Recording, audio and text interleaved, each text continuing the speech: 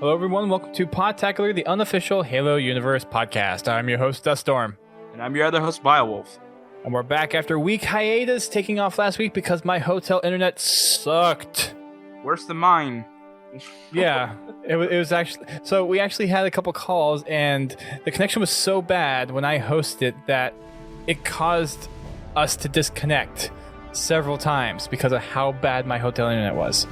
So we bypassed doing any live shows last week. We did post our Hunt the Truth podcast for episode 7, which was episode 482, and we just skipped doing a regular show. So if you haven't checked out that podcast, I highly recommend you go do that, because this week, if you haven't been up to date with anything that happened last week, it's going to blow your freaking mind.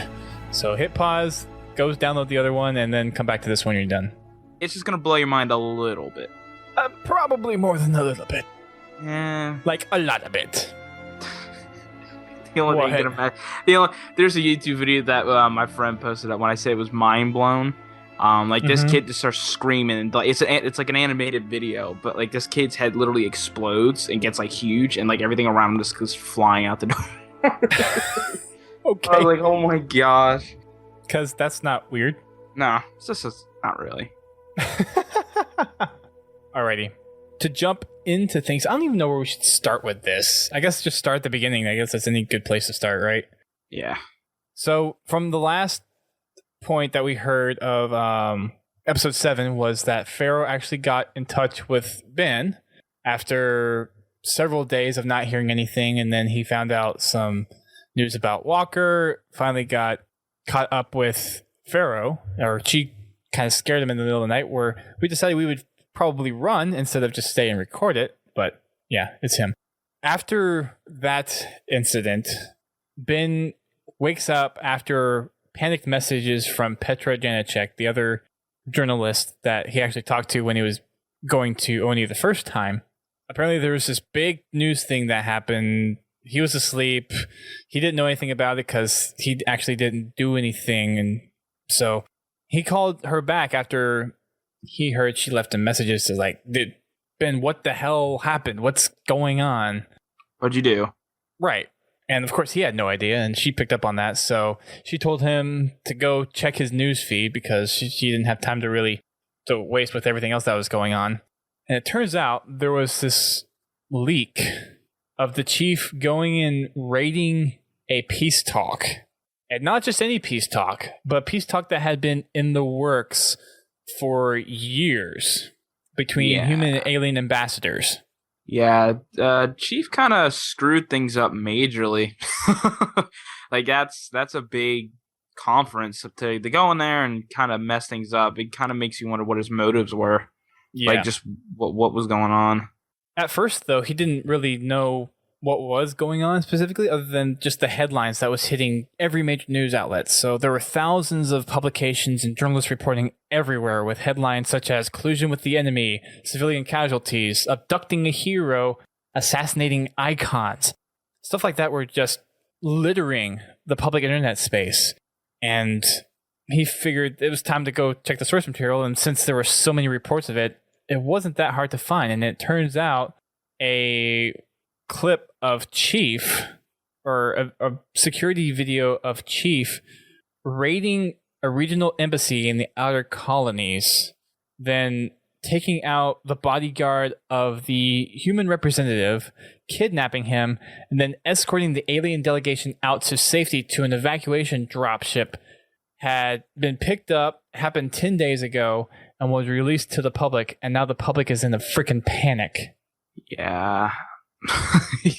People are freaking out, which is not good at all. Like No. you sit there and spread something like that fast, and you're gonna have a reaction of people doing mobs. You're gonna have just riots. You're gonna have people sitting there killing people because of people are psycho as it is. Yeah.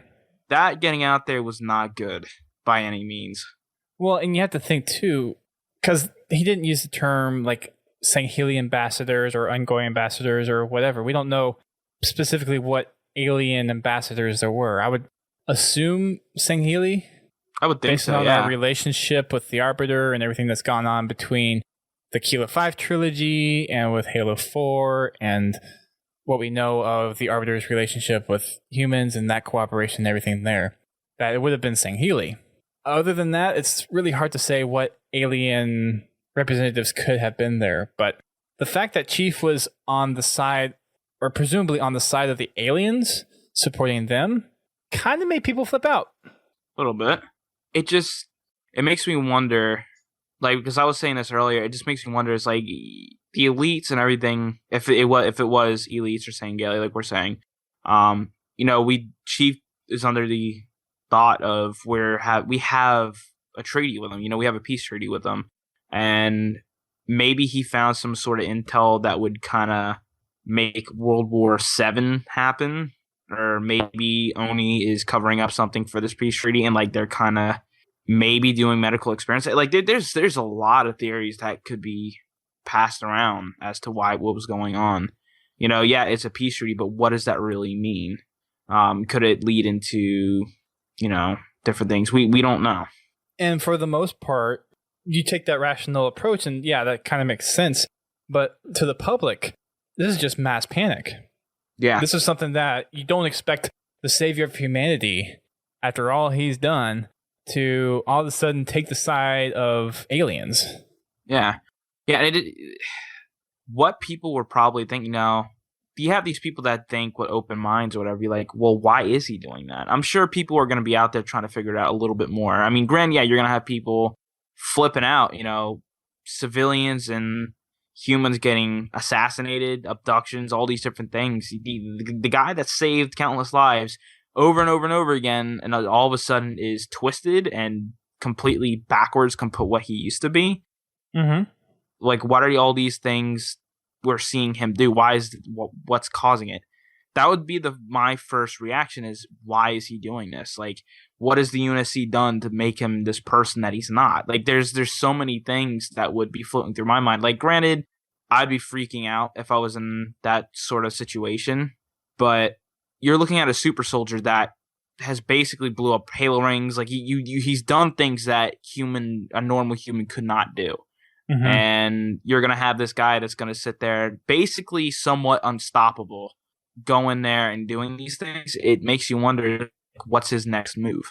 Yeah, what his motive is. Why is he going through with this? And there's stuff later on that suggests some other things, not necessarily purpose-driven, but for some other reason, which we'll get to in a bit.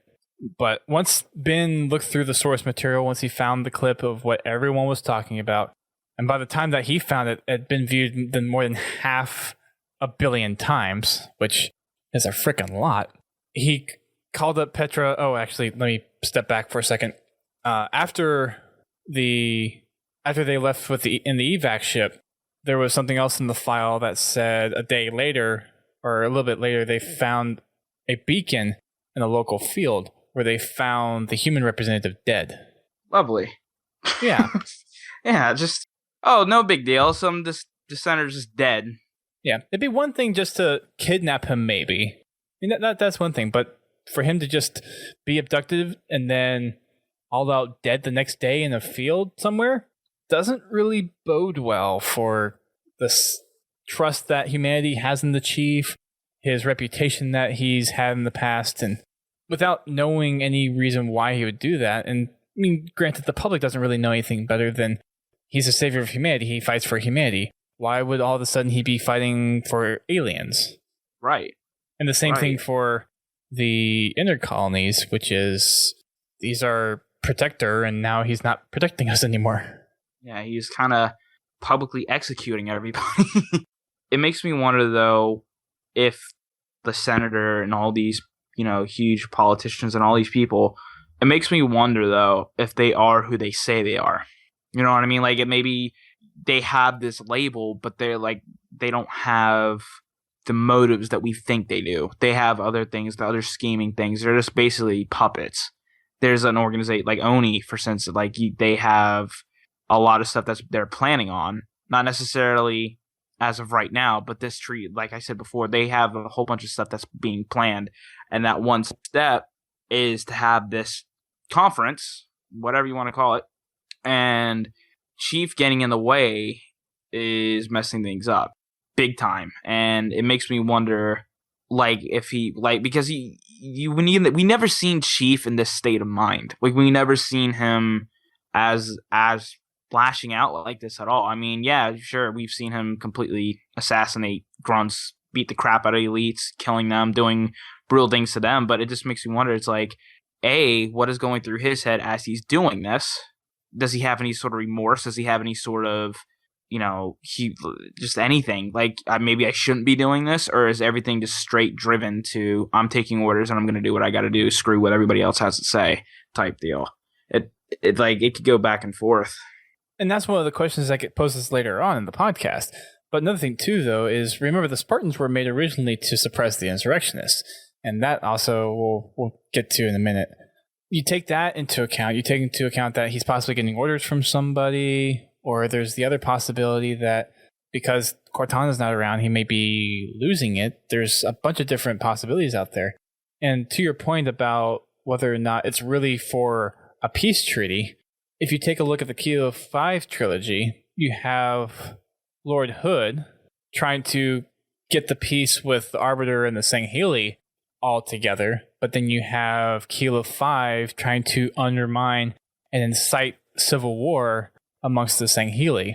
And that's kind of the Oni side of it. So you have the UNSC, the UEG side of things, which by the sounds of how Ben portrayed this ambassador specifically was probably in the public eye a legitimate peace treaty, but Oni had some deep secrets rooted in it. So take it, for example, like, have you read the Kilo 5 trilogy books at all? I've read one of them. You read the first one? I didn't. I think it was the second one, if I remember correctly. I went backwards. Like, I have to reread them all over again. So, Gosh. But I mean, I'm open up to discussion. So in the first book, they have Philip shadow. I think it was shadow or be representative during the human presence on Sanghelios when they were talking with the Arbiter and doing the peace talks. So Admiral Hood was aware that Oni had some pretty shitty stuff, but he didn't really have a say in the matter, so they were there.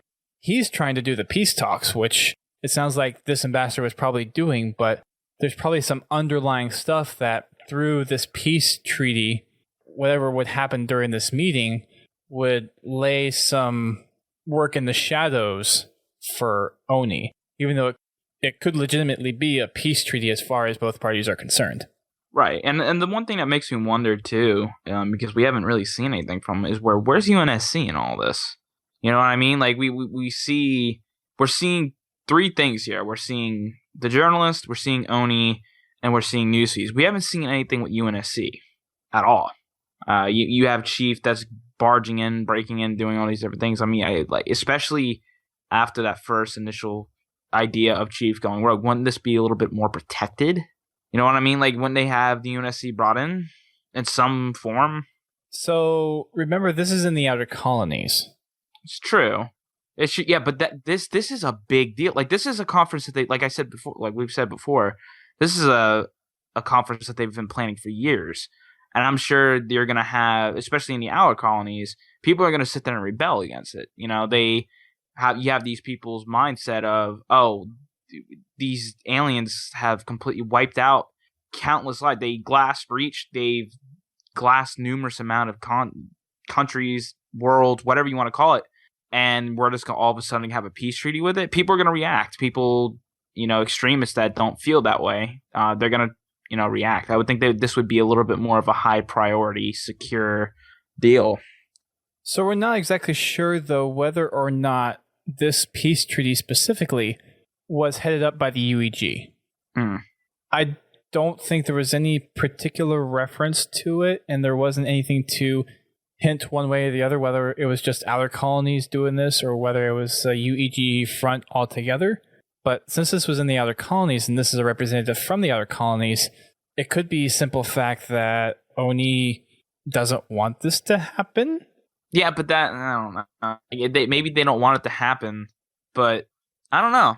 The podcast seems to suggest that this was organized for a very long time. It's been negotiated for a while, and it was hitting a pinnacle of an agreement, and then Chief just comes in and blows it down. So judging by the tone that the podcast is set in, and I know this whole hunt the truth thing, it really makes it to where you question everything, but I think this is one of those cases where this might be best taken at face value of what actually happened. Right. We've had rampant speculation on a bunch of things. I think there's only certain things we can make rampant speculation on. It's one of those things though, because we don't know what's going on. We don't have a clue. I mean, the only viewpoint that we're seeing so far is Ben's.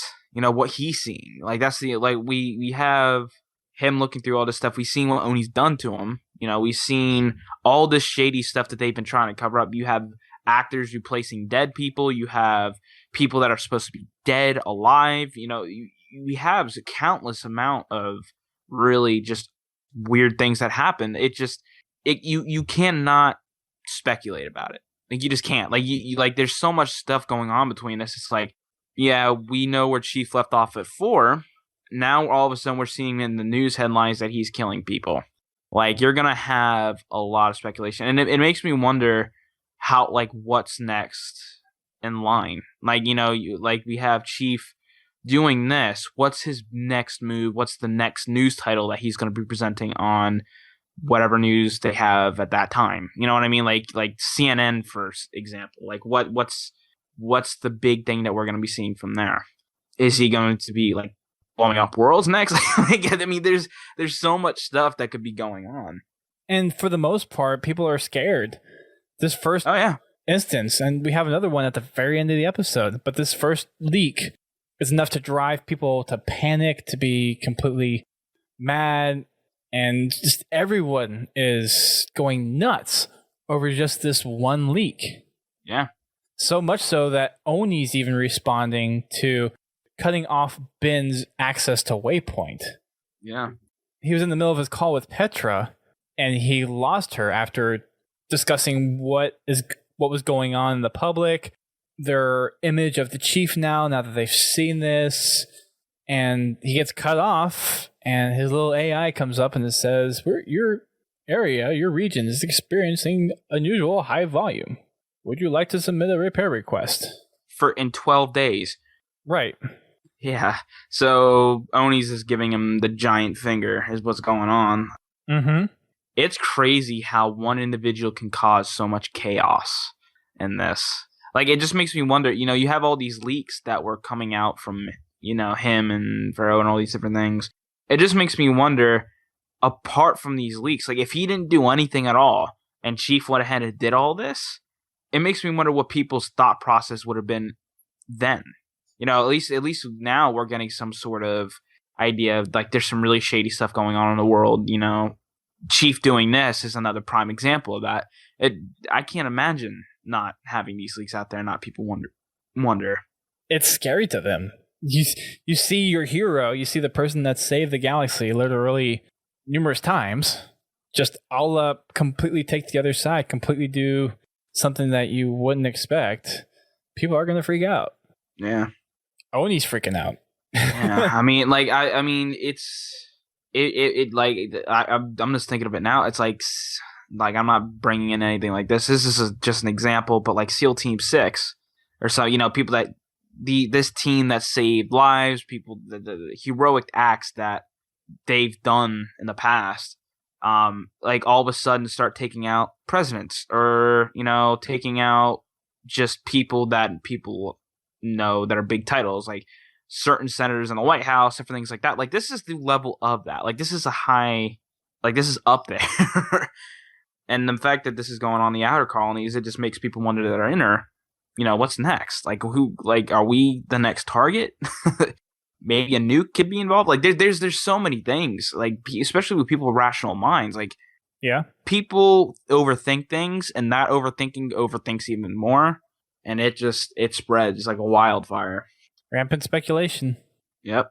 And if you remember from the last episode, one of the things that FERO was talking about was trying to get people to panic, both in the outer colonies and the inner colonies. Yep. Look what's happening. Yeah. Oh, yeah. And the thing that really makes me wonder, too, is who's covering Chief people not finding him. Like, if that makes any sense. Like, let me kind of rephrase that. He goes in, he takes these abductees or whatever, he abducts them. Wouldn't there be some sort of tracer? Wouldn't there be some sort of, like, anything to kind of track where his whereabouts could be? And then someone just ends up dead in the field.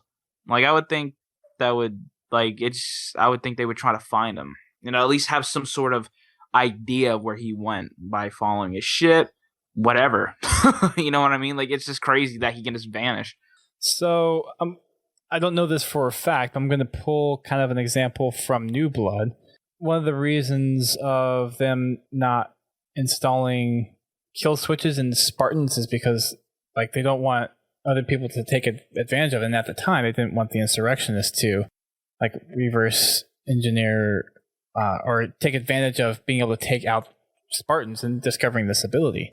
So there's a certain amount of autonomy that they were willing to risk. And by making it to where, we've seen in the books where Chief is able to turn off his friend or foe tag. So he's able to disable certain aspects of his armor.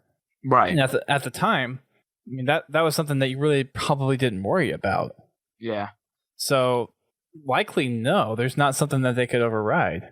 I don't know. I would think being in that far of a future, they would be able to track things a little bit more.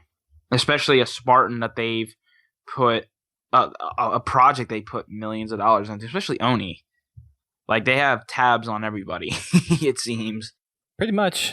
Next thing that we have has been basically closing up shop and moving, which he admits he should have been doing for a while, given that he was been working out of his house for however long he's been doing the story, and Oni just finally made him pull the trigger on doing it.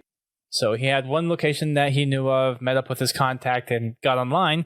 And lo and behold, when he did get online, he had a nice little message from Mashak.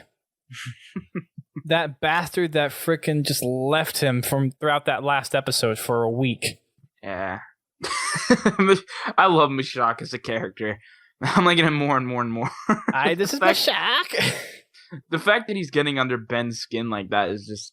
it's like the antagonist, which is funny. He's that one person that you love to know, but he's a pain in the butt to deal with. Yeah, I know several of those. They did a really good job. Like, the voice acting they're doing for Mashak they're doing a really good job for it too. That whole replay message thing when he was trying to contact them, like, then it switched to a new one, and then that made it like that was funny. You like that, huh? Oh, that was hilarious. I couldn't stop laughing when I heard that. And the thing is, it's like, I've had people do similar things, not like in that instance, but like they played pranks on their phones. Like, I'll be calling them, whatever, and they like, hey, what's up, or whatever on their voicemail. And it's like, you're trying to get a hold of them, and they're like, all of a sudden, like, it changes or something. And it's like, ugh. And Ben's reaction was spot on. But yeah, Mashak's a unique character in this. He's the perfect character for this. Oh yeah. I love what they've done with the characters in this. It makes it so easy to dive into this. It really does. Although I will say some of the reactions that we get out of Ben in this seem a little amateur for someone that's supposed to be a journalistic veteran. Like when he was stumbling to respond to Petra of what happened, and when he was talking with her before Oni, and then whenever she stormed his house, just the way that he responded seemed very juvenile, very amateur for someone I would assume that would be in his position. And maybe that's just me, but it just seems that this the only character, I guess, flaw really that I've seen in Hunt the Truth, but everything else has been spot on. Oh yeah, especially at a time where Ben gets his ass handed to him. That was great. That I still want to see that scene acted out, and whether it's like CGI green room or Blur Studio comes in and does it, I still want to see that because that was amazing. Just hearing it, like if there was a way to visualize that, like actually have a video of it, that would be awesome. Oh yeah, that'd be insane. Have it like on the like a bonus cutscene in Halo 5 or something. Yeah, have it like an end credit scene or something. Something. So after hearing from Mashak, he managed to get a hold of him and was happy that he was around, that nothing happened to him. But of course, he scared the living daylights out of him, that he just all up went nowhere. Yeah. One of the things that he managed to get for Ben while he was away, and one of the reasons why he said he couldn't even tell Ben where he was going, was some super, super, super secret stuff. Some really secret stuff. NDA. All that good More stuff. than NDA. The second level below the third sub-level basement type stuff is what he said. Basically a sniper rifle to the head if anything gets out. Just gonna basically. Okay, sure. One of the things that he found, or what he did, was after Mashak listened to Ben's last episode, when he actually talked to Anthony Petrovsky about what happened and his theories and all the kids and the clones dying off, is that he researched every single case of where clones that had the similar disease died. Is where things start getting interesting. Real interesting. Yes, very interesting.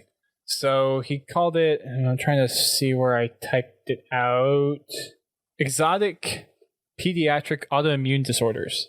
That's a big word. Well, it's multiple words, but yeah. He did a search for that, which is the same case that John's clone would have had. Plotted that up against a scatter graph of the known galactic inhabited space of humanity, and then population densities. And one of the things that Ben noticed was that the selection wasn't random. In fact, it highly favored the outer colonies, specifically the outer colonies where Oni was trying to suppress insurrectionist uprising. That's a pretty big deal. Yeah, a little bit. So the implications of this all comes down to how Oni treats and sees the outer colonies. And we've known this for a while. If you've read the books, you know that the insurrectionist has always been this kind of rebellious force against the inner government of humanity. Basically anarchist, in a way, kind of. Not necessarily anarchist, but I mean, the term that Ben or Mashak used was basically people going out there and fighting for their independence. And you have Oni wanting to come in and quash any of that, any of those efforts to gain their independence. They wanted to have control. And going on a little bit later, after he found this info, he kind of supplemented it with when the insurrectionist was happening, when they were looking for their freedom from the Central Earth government, Oni was all up in trying to suppress any of that. But then when the Covenant came, they completely backed out, let Covenant glass all the outer colonies. Yeah. Which is nice. Very, very nice thing to do. It just shows what kind of people Oni are. Like we keep on saying that they're scum of the world in a sense. Like they're always up to their thing. But that kind of just shows where they are with things. Like they want the total control, but yet they're not going to sit there and willing to sit there and sacrifice anything when things are getting glassed. Millions and millions of people are getting fried alive. They don't want to have anything to do with it. So they rather give up that power real quick. It's a really crappy situation. Well, to Oni, the outer colonies are expendable. Yeah. Yep. They have a lesser value on life in the outer colonies than they do for inner colony people. Right. An interesting perspective that Mashak actually tells Ben before he puts up the scatter graph is that depending on where you live, you perceive this leak of the Master Chief very differently. For the inner colonies, they see the chief as going rogue, let loose, completely out of control. Whereas the outer colonies, you hear them talking about more of that distaste for Oni, really. Yeah. Kind of. It's weird to see that. It really is. It really is interesting to see that. Mm-hmm. Like, you can kind of see whose teeth are hooked into who, in a sense. Right. I mean, you got it really is like I love what they're doing with this. I love that you have two sides of the coin for this. Like that's something that's been tossed around throughout this entire thing. There's always two sides to each coin, and it's interesting to see how they constantly doing that throughout this entire thing. Like hunt the truth, But yeah, no, it's. I'm gonna be perfectly honest. I'm kind of with the outer colonists. If I'm gonna be perfectly honest, I'm kind of more on their side. If that makes any sense. Knowing the story, I think we all are, though. Yeah, well, yeah. We know what's happened, and when we get to the later part in the episode, we know the implications of the suggestions that Ben is coming to, and that FERO is saying, and that Mashak is saying as well. It all falls into place based on what we know in the books and what we know from the full expanse of the universe. And that's one of the benefits that we get for people that have read the books and know all that stuff. It's one of those things that we can glean on. And that's one of the reasons why I want to get your friend on to see what he thinks about all of this. Yeah. Because it'd be really interesting to get a fresh perspective of what is going on with Hunt the Truth for someone that really doesn't know what's going on in the universe as a whole. Having that external viewpoint gives you a lot of, what's the word I'm looking for? Perspective into everything that's going on. It gives you a reason to know why things are happening the way they are. And for people that don't know, this is completely new. It's almost like they are living in the universe. Yeah, I mean, I think that's what was really cool when they had all those people submit all those clips. I love the fact that you have to put yourself in a mindset of you're living in this situation. You're living in this kind of world that's going on, and you're seeing these things. And it was awesome because a lot of people express themselves as they kind of are in real life in a way. And it was really interesting because one of my friends, he's an amateur voice actor, but he really he puts a lot of time and effort into learning a certain character. And when I told him about this, he about freaked out. He was all over it. And the cool thing was that when he he recorded about 50 different ideas, but each one of them was always going after Ben, showing that he has no business doing what he's doing. It was really interesting to see that he hasn't read any of the books. He hasn't done anything about the books. He knows about the game. He knows what Reach and 4 and all of them are about. He's listened to all the podcasts up until I think it was 6 that they did that, or 5. Okay. And he listened to all those, and it was interesting to see what he was thinking when he actually put his voice into it from that perspective. It was really, really unique.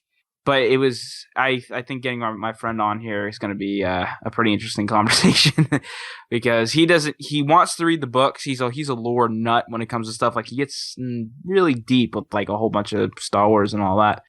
But what's going to be interesting too is I know that he's going to read the books after talking because he's told me he's going to read the books after this. Uh-huh. It's going to be interesting to see what he thinks now and what he thinks after. That would be really, really awesome. Yeah. Because that's just a complete opening of the doors to everything that's going on. Yeah.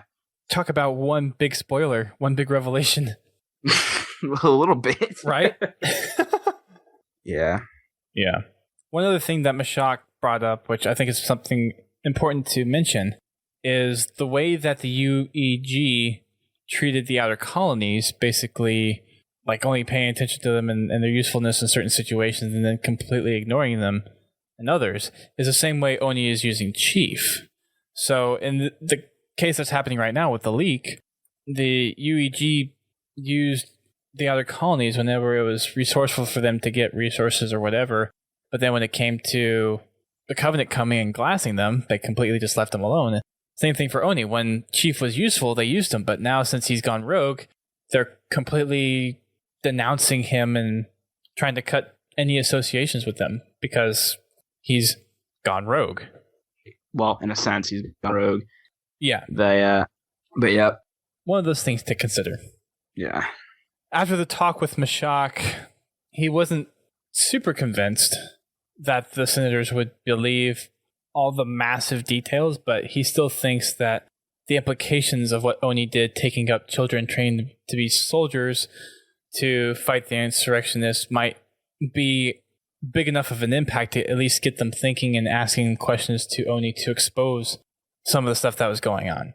Especially the fact that they were trained to fight the insurrectionists in their own homelands. Yeah. You put anybody going into your own homeland, you're gonna have a reaction. Yeah. You know what I mean? Like you're gonna have. Well, to them, they didn't know any better. Well, no, I mean, but I put it like this: if someone's gonna be sitting there going on your land, you're not gonna sit there and just let them do what they want to do. You're gonna kind of go at them with guns blazing. Right. It's one of those things that it's very disturbing, and that's the whole point of Mashak really telling this to Ben. Is it's ammo to use against Oni whenever they go talk to the senators, whenever this meeting is going to happen, if he still manages to get in there. One of the other things that Mashak did before they split, though, was bring up some other info, some super digging that he did, where some of the clones didn't actually die like they were supposed to. Yes, very curious. And it just so happens that their Spartan kidnapped counterparts met them in person. See, that's weird. That'd be so weird. Could you imagine you growing up being this super soldier? You know, you have the mindset of what they do, and then you have the other part of you grown up, you know, not you, the ones that survived growing up and living your life. That's really gotta mess a lot of stuff up. It's disturbing because someone else was plopped into your life and lived the life that you should have lived. They grew up knowing their parents. They grew up with, I guess, some kind of education, some kind of happy future where they were kidnapped, abducted, and put into this training. You meet an exact replica of yourself however many years into the future and realize that someone replaced you in a life that should have been yours. Yeah, and I mean, the outlash that would have probably happened. I mean, the clone doesn't have an idea. You know, the person that was abducted, the Spartan that was abducted has an idea. You know, one day I was here and the next day I woke up somewhere else. You know, it was like that. The clone doesn't have an idea. It doesn't have a clue. It's basically the memories that were implanted. You were literally living that next day when the other guy got kidnapped. So I would think out of both reactions, I would think the clones would be a little bit more shocked. You know, like the fact that you're learning that you're not a human, you're not who you thought you were for, I don't know, 15, 20 years, 10 years, whatever it was that they, you know, grew up to be for. That is going to mean, like, it'd make me wonder, what would the clone do? Would it go into like a mental crisis? Would it like break down? Like it's crazy. Like there's like, I know the Spartan or whatever is going to be, well, you know, this fake me was living my entire life, but I would think I'd be a little bit more interested in the clone because it wasn't made the same way human is. It's just transferred memories to replace somebody and pretend somebody that's really not. We don't know, though, if they think that they're the clone or they're not the clone. As far as they're concerned, they could be the original and someone cloned them. It's true. Yeah, but wouldn't there be... Well, it just depends on how the conversation went. If there was a conversation. It's hard to know because we didn't get many details. Yeah. What we did get, though, is Mashak telling Ben that the Spartans that discovered their clones committed suicide. Ooh. That's kind of tragic. That's horrible. Both cases of Spartans meeting their doppelgangers both committed suicide. That's rough. Scary, right? I mean, like, it's one thing if one of them did. You know, there is two in a sense. Like, this is really sounding horrible when I say this, but at least there's one of them still alive. But like I say, as bad as it sounds, one of them is still alive. But the fact that the parents find out that the other one is still alive and both of them end themselves later, that's horrible. That's beyond imaginable. Yeah. We don't have the technology today, so I don't know what I would even do in that situation, let alone the moral implications of it is still highly debated amongst people today. Yeah, I mean, I don't know how I don't know what you would do. Yeah, no, I wouldn't know what to do myself. Like, I would have that mental thought of, am I the clone or am I the person? What is it, a twin? Like, why didn't my parents ever tell me? Like, you have all. It's like that Schwarzenegger film. Yeah, The Sixth Day. Yeah, when he's like flashed or whatever because he fell off the cliff, or where I don't even remember how the story plot. I know exactly what you're talking about though. But yeah, no, it's like, would you still have that press memory though? Because like in that particular movie, they had the last memory of them dying or whatever. It just makes me wonder, how far back did Oni set their memory for them? Like how far, like close did they have these memories from? Like maybe the night before they were abducted. Maybe they're just asleep. It just makes me wonder what. I don't know what you would do in that situation. I don't know. I would honestly, I would probably go into a mental shock. Like I'd probably just go into some sort of coma, because like you got to look at it like this. It's not natural to see yourself as yourself. If that makes sense. Exact copy of yourself, not a twin, not a brother, the exact same copy of yourself. Right. Like you have the same birthmarks, you have the same, creases, indentations. Like you're the exact clone copy of yourself. You walk into a store or whatever, and you see yourself the exact same way. I mean, granted, if I was a Spartan, I would be a little bit more buffer. I would think, have a little bit more muscle tone and all these different things. But like your face. Well, right. Like you're seeing your face the exact same way you see yourself in the mirror. Like people would lose it. People would honestly lose it. And I think I can understand where the whole committing suicide thing goes into play. Mm-hmm. Like I do. Like I completely understand that. I don't know. Just the implications of that is astronomical. Oh, dude, it's a crappy situation. It really is. Like the fact that Oni was willing to. Well, it was Halsey that did it, but like the fact that it happened and things were let happen like that. That's horrible. So it really that's is. Another interesting thing, though, is because it was Halsey that did it, and we know that because of the Kilo 5 trilogy. But the way that FERO is putting it, she doesn't know that it was Halsey's specific idea to do it. As far as she knows, it was Oni's. Right. I mean, this is probably the one and only time where Oni isn't directly guilty. Granted, it was still their idea to kidnap kids and put them through living hell, training them and augmenting them, and then making them fight their own homeworlds. I mean, that was all Oni. Oh, yeah. The clones, though, when it comes to that story, the clones is the icing on the cake. Yeah. I mean, it's so hard. It really is. It's one of those things where the person was thinking of the families. That's how it was looked at, and more harm was done than they intended it to happen. I mean, they weren't thinking of the repercussions of kids dying. The clones dying from almost the exact same thing. You have all these people, and then the clones that did survive, they're meeting their flash self, like the people that they were made from. They're causing even more havoc because there's two of the same persons, the people, the parents, the families, the friends that thought that person was the same person they knew the day they met him, and then that one day changed everything. They don't have a clue. And the fact that they're finding out there's two of them, that would not only sit there and blow the two that were affected by it, but it would also mentally drain everybody that was involved with that. The families, the friends, everybody. Like everybody would be in such a shock. Everybody would be in such a panic. Who's next? Who's the other person that was cloned? Is there another one of me? Like there would be so much stuff going on that it would probably do more freaking out than anything else. And it blows my mind that these stories weren't out there even more, like on CNN News or whatever their galactic, like national news, like galactic everywhere. News. Yeah, there you go. Right. Yeah, like galactic news, and it's just a story. Like to me, that's mind-boggling. Like there's nothing more than, oh well, this was just an incident. Like it was a local news that captured that. That to me, that's messed up.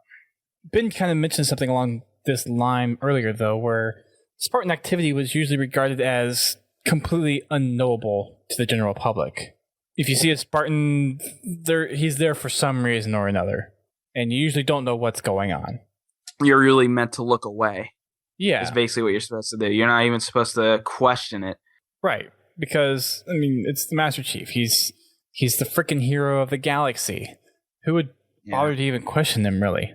Then you have something along the lines of this, where he's completely going off the rails.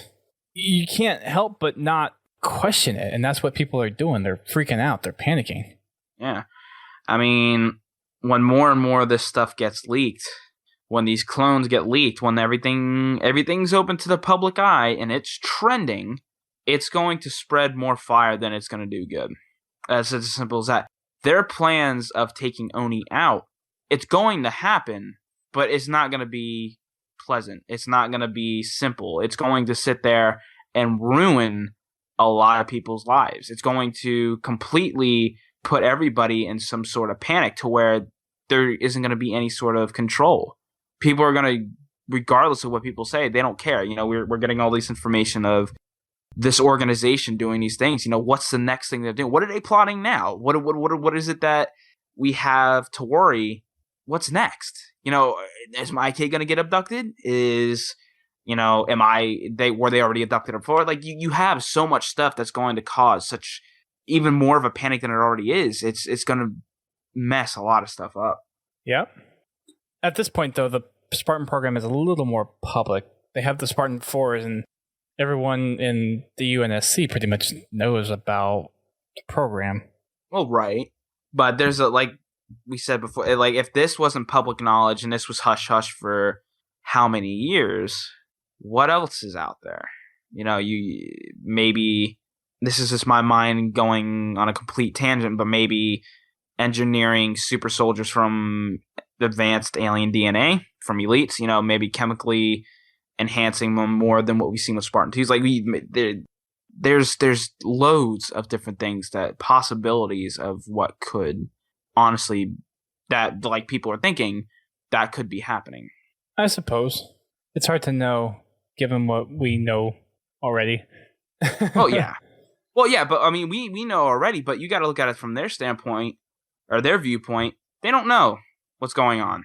True. They're getting this stuff fed to them, stuff that's online, leaking online. You're going to have the skeptics, the people that you're going to have the people, oh, this is just a conspiracy theory. This isn't real. Mm-hmm. People that don't have any sort of idea of, oh, this is just fake. This is just out there so it can cause even more of a panic. And it's exactly what it's going to do. And you have the people out there that are looking at it, oh, well, we need to help take this out now before it spreads. You know, there's nothing else out there. And then you're going to have the people, like the insurrectionists, that are going to get pissed, and they're going to completely, they don't care. They're going to go on a rampage and just destroy everything that they feel that they've been betrayed on. So you have all these viewpoints. They don't know what's going on. We do, from the viewer eyes of Ben and all that stuff. We understand, but well, Ben doesn't really understand. At least why the chief is doing it. And technically, we don't either. No, that's the one thing that we really don't know. We've known up to this point about the Spartan program, about everything that Oni's done to abduct kids and to send them out and everything. We know that part. We know that they were sent out to fight the insurrectionists. We know that they were there to fight the Covenant when they attacked Earth, and yada, yada, yada.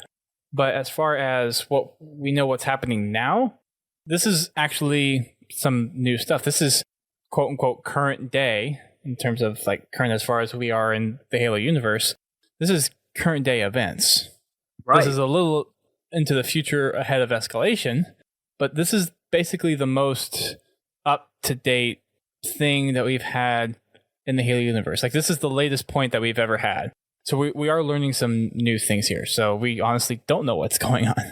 That and the mysterious things that are happening out in deep space. Yeah, people don't know about that, though. Like, can you imagine?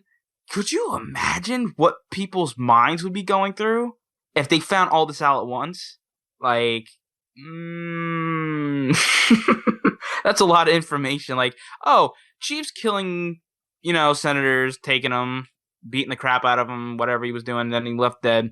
Oh, we have all this stuff about the Spartans and Oni. Oh, yeah, there's a gigantic threat in the middle of the universe that could potentially kill everything and everything. We don't know anything about it. It's just getting bigger, and it's a huge threat. That would basically ruin humanity at that point. There wouldn't be a sane person left on this earth. No. And, like, could you, like, especially if the government had any sort of, like, yes, this is going on. True. people would freak. Like, could you imagine, like, what were your first thoughts are? Like, say, for instance, you pop on a TV right now. Oh, gigantic black hole sucking everything into it's killing everything. From sucking in stars, galaxies, everything, and the Milky Way galaxy probably has about a year until we all get sucked up. No one would care. No one would do anything. I mean, granted, we don't know what it is just yet, but people are going to expect the worst. No, but this is just me going on a tangent. I apologize. The next thing that happens is FERO actually gives Ben a call after all of this happening for the day. The League talking to Mashak, moving shop, everything. In the middle of the night, no doubt, FERO reaches back out to Ben, asks him if he's enjoying the show, and he says, No, I don't. I don't like what they're saying about my Master Chief. I don't like it that they want to cut off his head. Yeah, no. I don't like it that the outer colonists are in an uproar. No. Anybody that's in anything that's in an uproar isn't that good at all. Now, he's completely against everything that's happening to Chief right now because he knows that Chief has saved humanity numerous times, and he saved the galaxy, the entire galaxy he saved. And the fact that Master Chief's image is being just destroyed by this one leak doesn't sit well with Ben. And FERO comes out and is like, well, what do you expect? This is what happens when people's hero goes off the rails and goes rogue. Yeah. You can't expect a complete, no reaction at all. Be like, oh, all right, whatever. Live your next day. People aren't going to expect that.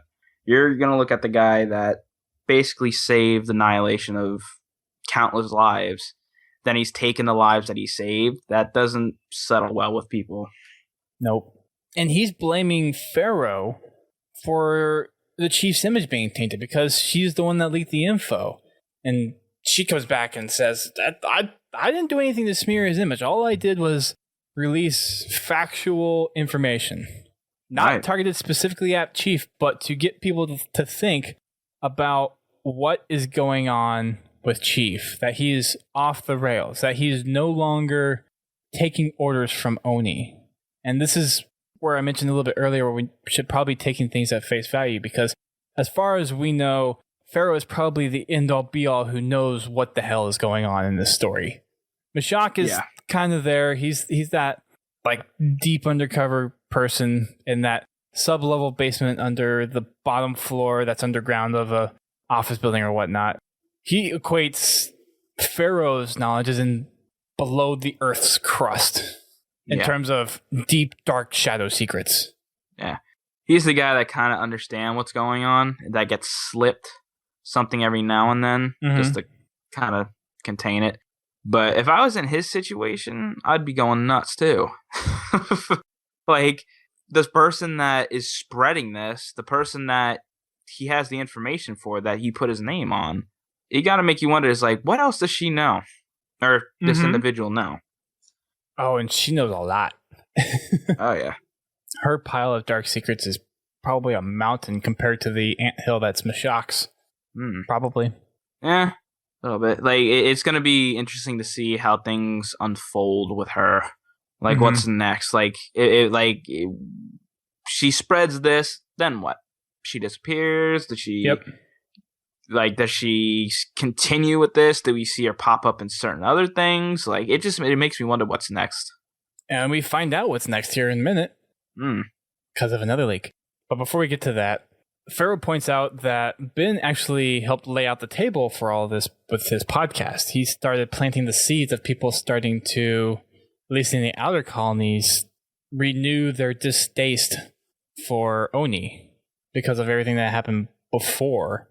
And now you have this blowing up in their face. And to FERO's point, she's trying to expose that taking children at a young age, then train them to become super soldiers and Spartans, leaves psychological damage. And that the Chief is possibly becoming mentally unstable. And that's why he's going on these rampages and doing all these things that he wouldn't normally do. Yeah. And that's a scary thought. There really is. That's a scary, scary situation. anybody that's mentally unstable, they're not thinking. And especially with someone of his size, a person that has so much knowledge of military stuff, like tactics, different things like that. I mean, we know that he knows somewhat of Forerunner stuff. We don't really know exactly how much stuff was implanted, if anything was implanted with him when he's seen librarian. Like there's all that stuff. Like that's not even public knowledge. That was just something we seen.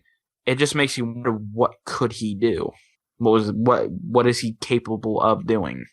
And for someone in that position, someone who's made galactic decisions for humanity that big, having a liability to someone being mentally unstable, having deep-rooted psychological issues, is a huge risk and liability. And that's exactly what she's playing off of. Yeah, it might suck that Chief's image is tainted, but that's only for the short term. In the long term is going to be Oni's complete disregard for the outer colonies and everything that they've done in secret in the dark that's going to make that long-lasting impression and focus everyone's anger on Oni. As she explains it, it's a heavy cost to pay causing this chaos with what the chief is doing, but in the end, he's going to be vindicated, and Oni, the real bad guys, are going to pay. It also makes me wonder this, too. It's like they're going to pay, and let it be, say, for instance, that they get taken out. Like, Oni's done. People find out everything that's going on, everything's said and done. What are her motives to get rid of him? Is she planning to take their spot? Like, is it a power thing with her that she's going to try to do this? It just makes me wonder, it's like, what are her motives to do something this drastic? I mean, like you said before, we're taking this for face value, but it really makes me wonder, it's like, she has the power to sit there and spread this like this. What else is she planning on doing that Ben doesn't know? Because he doesn't know he doesn't have an idea who she is, what she's up to. Nope. The only thing that he knows is she's just using his information, his story, leaking it everywhere, and it's causing a hellstorm. He's being the platform that this information can ride on to cause a tidal wave. Yeah. Yep.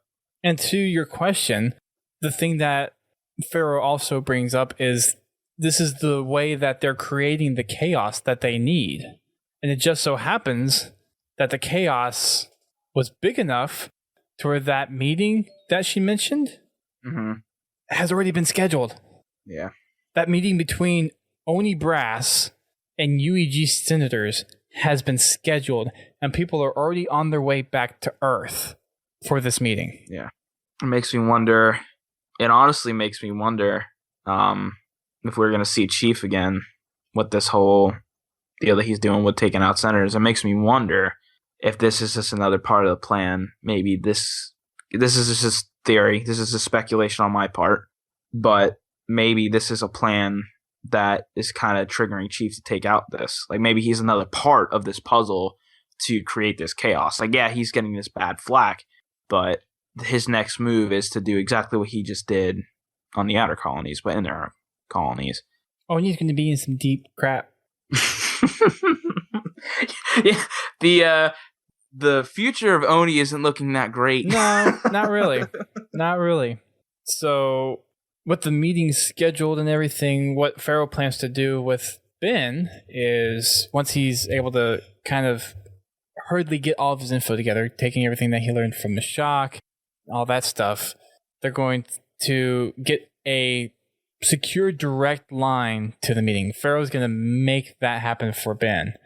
And one other thing that because he wasn't very sure that he could get everything pulled together in time, an idea that FERO had was to get Anthony Petrovsky, the one ODST that survived the little onslaught with Chief in the ring, get him on board with the idea of taking out Oni. So they called him up. Right. Yeah. His motive is to take out Oni. Ben called him up, had FERO listening in, and he asked him straight up, do you want to take down Oni? After several moments of silence, very awkward and disheartening silence, Anthony came back and said, you bet I want to do it. So he's on board. FERO's happy. Not before one last little leak of information. One thing that FERO just wanted to give Ben a heads up on that was going to happen, and you could sense that Ben was like, oh no, what are you doing now? Oh crap, oh crap, oh crap, oh crap. Going into panic mode. And he's asking FERO, what's it about? When is it going to happen? Then she says it just did. So literally during that conversation, posted this little leak. Took a little while for it to pop up on this public feed, but nonetheless, a feed from the Peace Consulate on Biko showed the chief, seemingly unprovoked, just shooting up the place. Whew. Oh man, that's that's crazy. Let's just create a little bit more chaos as everything's going on. A little more panic to just ensure that all the pieces keep going. Yeah. Must be nice to have that kind of power, just to throw up something on the internet and it completely go viral, and then it actually turns up messing with so much. That's crazy that she has that kind of power. That's more power than Oni. Yeah. And it's so powerful, in fact, that it even gets to the inner colonies. Yeah. That's how bad this is. Yeah. It just takes one match to ignite in 1,000-mile fire, dude. Like, one little spark can create more than people can imagine.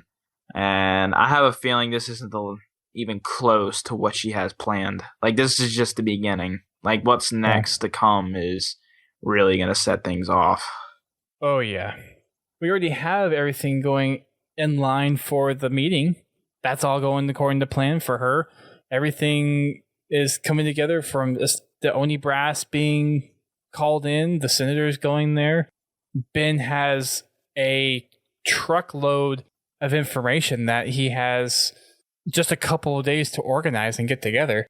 And it sounds like the very near end of this podcast is going to be him laying out all this information. I'm going to guess either the third or second to last podcast is going to actually be the talks happening. Yeah, the meeting. It just makes me wonder too. They only didn't have any idea that he was going to be this much of a threat.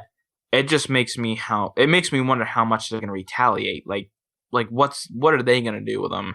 Because if you can't have a loose cannon like Ben Jarreau out there right now. You can't. Like, he's done this. Can you imagine what he can do next? That is, if Oni doesn't get shut down from everything that's going to happen now. Like, yeah.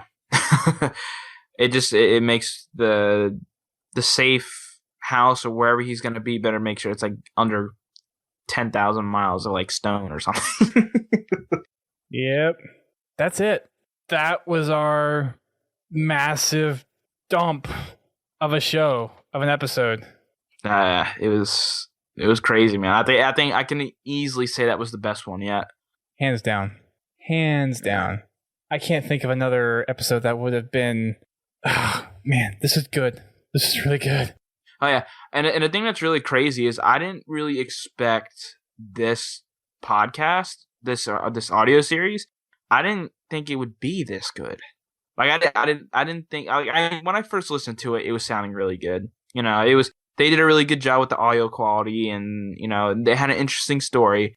In the beginning, it was slow. I will admit it was slow. You know, you're looking through all these different things, and then the part where Oni told him to come in, and then he met Chief's. I can't remember his name. The guy that trained Chief Mendez.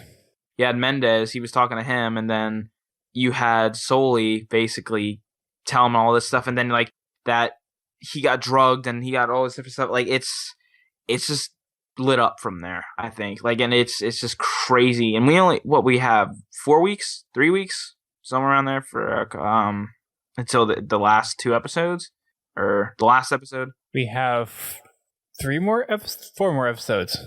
4? Okay, I think. Let me count. I think it's 4. Yeah.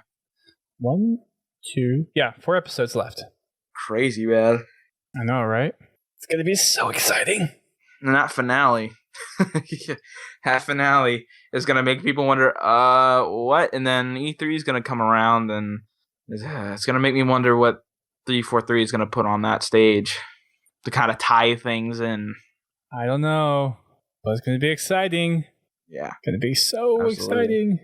That is it for our episode tonight. Thank you, everyone, for tuning in. For those of you who tuned in on Twitch on the live stream, we're going to be giving out a $10 Xbox Live code here in just a few minutes as we wrap up. For those that are listening to us downloaded through iTunes or Zune or some other podcast aggregator, thank you for taking the time out of your day to listen to us as we cover this Hunt the Truth podcast. It has been a blast following this, and we hope that you guys continue to follow along with us until we reach E3 and the conclusion of this audio series. But until then, I encourage you guys to go check out our website, podtacular.com, and while you're there, you can go check up on our forums where we have a thread discussing everything that's happening in Hunt the Truth, all the implications, all the assumptions that we're making, all the predictions that we're having of who people are, what's going to happen next, yada, yada, yada. We'd love to see you over there on the site. Please check out our social networks. We are on Twitter, Facebook, YouTube, which just released our Achieving Halo episode 5 last week. We're also on Instagram and, of course, on Twitch doing our live broadcast, which is our Hunt the Truth episodes, our regular shows on Thursday nights at 8:30 p.m. Eastern Time, and our matchmaking game nights or our custom game nights, depending on whether or not Xbox Live and matchmaking and parties are behaving on that particular night. We have those running at Fridays at 8:30 p.m. Eastern Time as well. So there are plenty of ways for you to get involved, and we would love to get in touch with you guys, interact with you guys, and just get to hear what you have to talk about Hunt the Truth or come and play with us, all that good stuff. Make sure you check out the podcast network that is thepodcast.com, where you can listen to other podcasts like Guardian Radio, which is a Destiny podcast, Critscast, which is a TF2 podcast, The Learning Cliff, which is an EVE Online podcast, and then Work in Progress and How to Murder Time. Please go check them out. They are great podcasts to go listen to. Great quality, great content, great hosts, great everything. So if you're looking for some other podcasts to fill your work day or just kind of pass the time, definitely suggest listening to those. Also, we are highly, I guess at this point it's safe to say, we're looking at doing a Kickstarter for something very special at RTX regarding our 10-year anniversary. Hopefully we'll have more details on that next week as we finally get the pieces together for that. So we hope you stay tuned, and we hope that you will take a look at it when it comes your way. And if you're coming to RTX, hopefully it'll be something that you will get to enjoy to the fullest. Exciting stuff. Very, very exciting stuff. Until next time, keep on fragging dirty secret Oni leaks.